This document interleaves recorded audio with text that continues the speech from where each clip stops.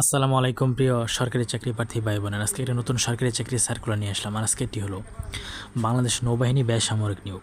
আবেদন শুরু করবে, শেষ করে বিস্তারিত আলোচনা করব, তাই অবশ্যই না টেনে শেষ পর্যন্ত দেখবেন। 214টি পদে একটা মেগা সার্কুলার, ওকে? তাই অবশ্যই ভিডিওটি শেষ পর্যন্ত দেখবেন, ঠিক আছে?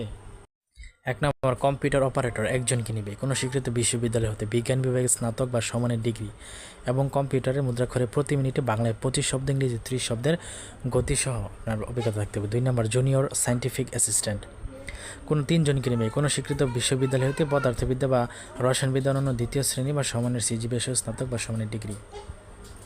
3 নম্বর, উচ্চমান সহকারী কোনো 9জনকে নেবে। কোনো স্বীকৃত বিশ্ববিদ্যালয় হতে স্নাতক বা সমানের ডিগ্রি। 4 নম্বর, স্টোর হাউসম্যান 6জনকে মেয়ে। কোনো স্বীকৃত বিশ্ববিদ্যালয় হতে স্নাতক বা সমানের ডিগ্রি। 60, মুদ্রাক্ষরিক কাম কম্পিউটার অপারেটর 7জনকে নেবে। কোনো স্বীকৃত বিশ্ববিদ্যালয় হতে অনন্য দ্বিতীয় শ্রেণী বা সমানের সিজিপিতে স্নাতক বা সমানের ডিগ্রি। কম্পিউটার ব্যবহারে দক্ষতা থাকতে হবে। 6 নম্বর, ল্যাবরেটরি অ্যাসিস্ট্যান্ট একজনকে নেবে। কোনো স্বীকৃত বিশ্ববিদ্যালয় হতে বিজ্ঞান বিভাগে রসায়নবিদ সহ স্নাতক বা সমানের ডিগ্রি। 7 নম্বর, সহকারী এক্সামিনার 5জনকে নেবে। কোনো স্বীকৃত বিশ্ববিদ্যালয়ের রসায়নবিদ্যা, পদার্থবিজ্ঞান বা গণিত বিশেষত বিজ্ঞান বিভাগে অনন্য দ্বিতীয় শ্রেণী বা সমানের সিজিপিএ সহ স্নাতক বা সমানের ডিগ্রি। ল্যাবরেটরি অ্যাসিস্ট্যান্ট 4জনকে নেবে। কোনো স্বীকৃত বোর্ড হতে উচ্চ মাধ্যমিক সার্টিফিকেট। নার্স 4জনকে নেবে। কোনো স্বীকৃত বোর্ড হতে মাধ্যমিক স্কুল সার্টিফিকেট সমানের পরীক্ষা উত্তীর্ণ। কোনো স্বীকৃত নার্সিং কলেজ বা ইনস্টিটিউট হতে অনন্য 3 বছরের নার্সিংয়ে ডিপ্লোমা। তারপর হচ্ছে 10 নম্বর, অফিস সহকারী কাম কম্পিউটার মুদ্রাক্ষরিক, এটা নিবে আপনার 33 জন।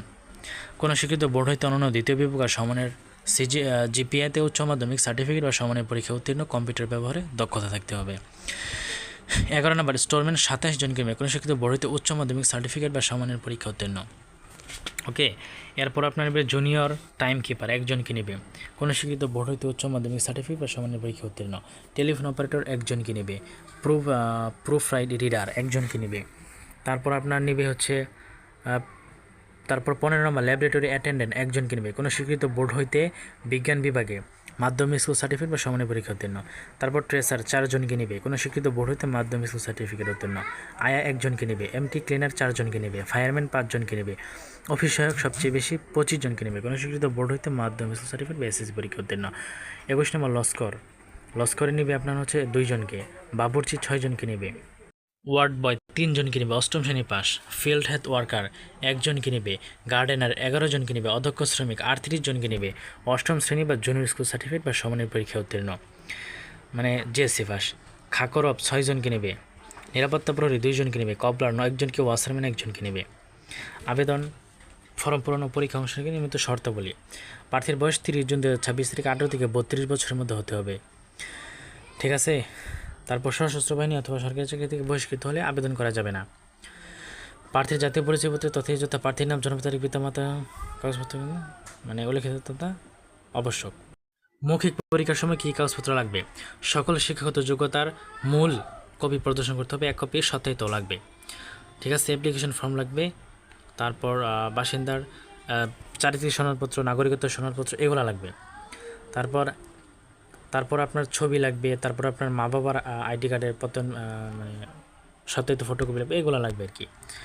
আবেদন কীভাবে করবেন বিস্তারিত দেওয়া আছে, দেখতে পাচ্ছেন আপনারা। আবেদন শুরু 7 জুন, শেষ হবে 30 জুন, ওকে? এটাই তো। কত টাকা ফি? 1 থেকে 14 নংয়ের জন্য 112 টাকা, আর 15 থেকে 30-এর জন্য 56 টাকা, ওকে? তারপরে 72 ঘন্টার মধ্যে ফি পেমেন্ট করতে হবে, এটা আমরা সকলেই জানি, হ্যাঁ? যাই হোক, আবেদন কীভাবে করবেন এটাও কিন্তু বিস্তারিত দেওয়া আছে।